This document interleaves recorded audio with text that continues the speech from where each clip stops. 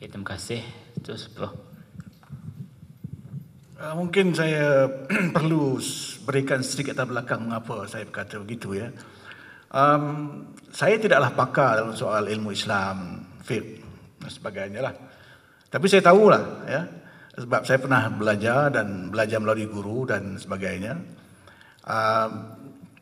Cuma yang saya nak sebut ialah yang menjadi masalah seperti yang saya sebut dalam kertas saya ialah ramai orang yang menghukum perlembagaan tanpa mengetahui dan tak nak belajar. Jadi kepada saudara dua tadi yang mengatakan saya mengeluarkan kenyataan yang demotivating, saya rasa itu tak betul lah. Kalau saudara faham dan saudara bekerja dalam proses di Malaysia, saudara takkan cakap macam itu. Kenyataan seperti itu selalu datang pada orang yang tak bekerja, tak melihat realiti yang berada di luar sana. Apa sebenarnya keutamaan yang kita perlu buat. Jadi soal akidah saya rasa tak timbul. Saya tidak mengatakan bahawa sistem lebih tinggi daripada sistem yang dibawa oleh Rasulullah. Saya tak mengatakan begitu.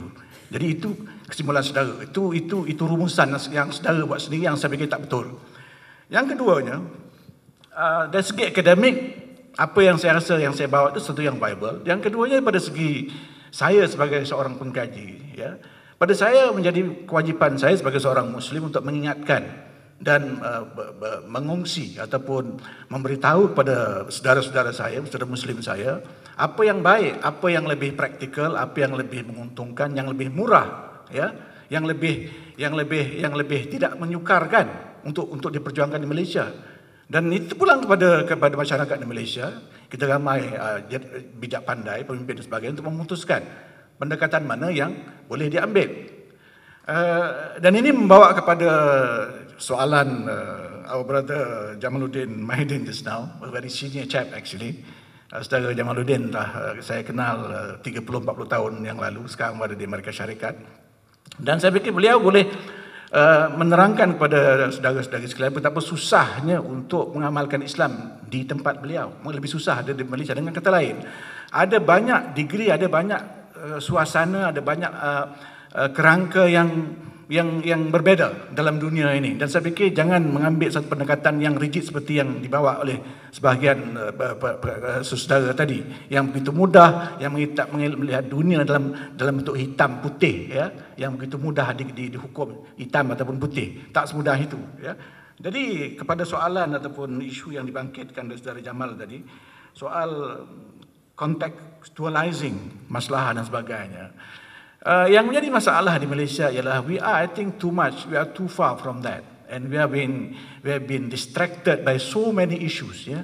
Ya, nak berkumpul pun tak boleh, kemudian ada video lucahnya lagi, kan ada isu-isu lain yang sebenarnya tak penting, yang sebenarnya sengaja dikipas, sengaja dikitar untuk mengelirukan masyarakat. Jadi saya rasa apa yang kita bincang petang ini sebenarnya tidak menguntungkan dalam konteks itu. Maknanya kita tidak mengetahui keutamaan apa sebenarnya, apa perjuangan yang kita hadapi sekarang, apa peperangan yang kita hadapi. Jadi kalau nak bawa benda yang seperti itu, saya boleh balik di rumah usrah sama sendirilah.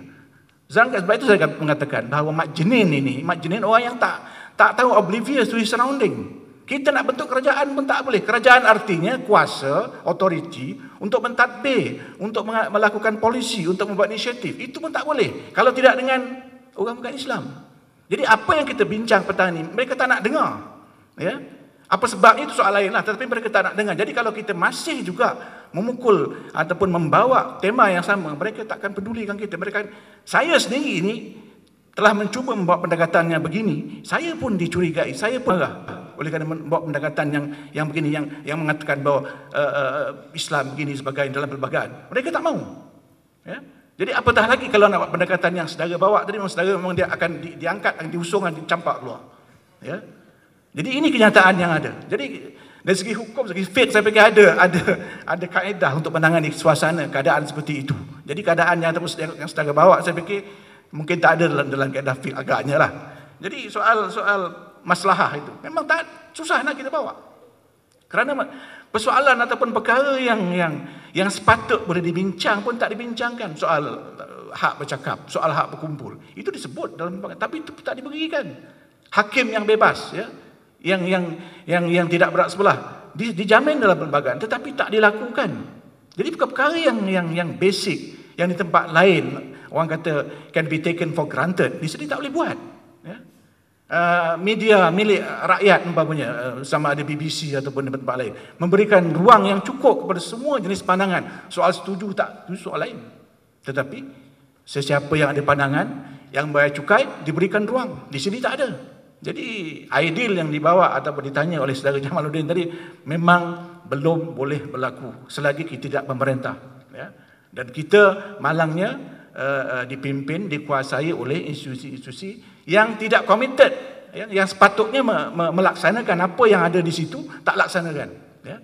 Dan saya nak sebutkan perlembagaan ini bukanlah sacred sangat, bukan sakral. Ya. It's not a sacred document. Sekadar manual saja. Manual untuk menjalankan, macam nak bawa kereta, nak bawa kancil, nak bawa Viva, nak bawa Mercedes ke, itu cara dia. Compatible. Bukan sesuatu yang sacred, yang dikaitkan dengan akidah dan sebagainya. Ya. Dan saya fikir sebelum nak menghukum tu, tengoklah dulu apa yang ada dalam itu. Ya. Memang ada satu aspek tertentu yang melibatkan soal raja sebagainya yang tak boleh dipindah, tapi kebanyakannya, majoriti adalah merupakan perkara-perkara yang bersifat manual, prosedur dan sebagainya. Macam mana nak tukar, macam mana nak bentang. Ya. Jadi itu yang sebenarnya apa dalam perlembagaan itu bukan. Jadi saya tak nampak bagaimana dia sampai dikaitkan dengan ugutan, ancaman bahawa anda membawa satu benda yang bertentangan dengan Rasulullah di mana. Ya. Dan sebelum itu saya fikir sama-sama tengok bincang. You must have the orang kata humility to look and to try to learn what is there inside.